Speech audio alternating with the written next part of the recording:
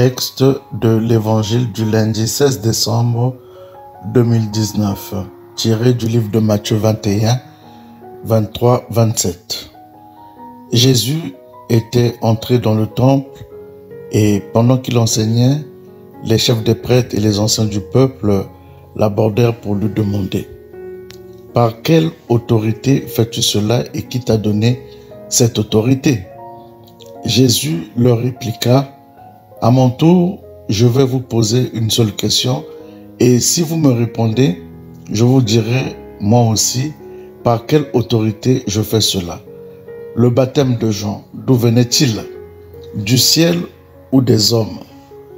Ils faisaient en eux-mêmes ce raisonnement.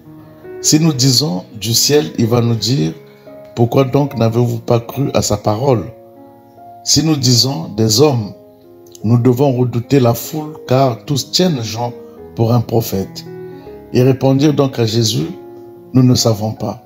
Il leur dit à son tour: moi non plus, je ne vous dirai pas par quelle autorité je fais cela. Acclamons la parole de Dieu. Louange à toi, Seigneur Jésus. Par quelle autorité fais-tu cela et qui t'a donné cette autorité? C'est le thème de l'évangile d'aujourd'hui. L'évangile nous invite à contempler deux facettes de la personnalité de Jésus, l'astuce et l'autorité. Regardons d'abord l'astuce. Jésus connaît profondément le cœur de l'homme. Il connaît l'intérieur de chaque personne qui l'approche. Et quand les grands prêtres et les notables du village l'approchent pour lui demander avec malice: « Par quelle autorité fais-tu cela et qui t'a donné cette autorité ?»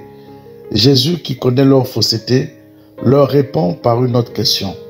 Le baptême de Jean, d'où venait-il? Du ciel ou des hommes? Ils ne savent plus comment répondre, car s'ils disent qu'il venait de Dieu, ils se contrediraient eux-mêmes, puisqu'ils n'ont pas cru en lui. Et s'ils disent qu'il venait des hommes, ils auraient été mal vus par le peuple, car le peuple tenait Jean pour un prophète. Ils sont donc dans un cul-de-sac. Jésus leur dit la vérité et très astucieusement en leur posant une seule question. Il dénonce leur hypocrisie. La vérité dérange toujours, elle nous fait vaciller. Nous aussi, nous sommes appelés à être astucieux comme Jésus, afin de faire chanceler le mensonge. Les fils des ténèbres utilisent si souvent l'astuce pour amasser plus d'argent, plus de pouvoir et plus de prestige, tandis que les fils de la lumière semblent avoir l'astuce et l'imagination un peu endormies. De la même façon qu'un homme du monde utilise son imagination à ses fins, les chrétiens doivent employer leur talent au service de Dieu et de l'Évangile.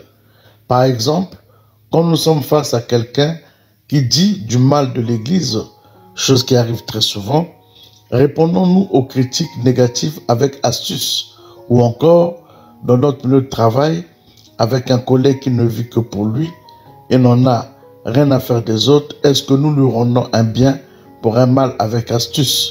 Si nous l'aimons comme Jésus, notre présence lui sera gênante. Jésus exerçait son autorité grâce à sa connaissance approfondie des personnes et des situations. Nous aussi, nous sommes appelés à exercer cette autorité. C'est un don qui nous vient du ciel.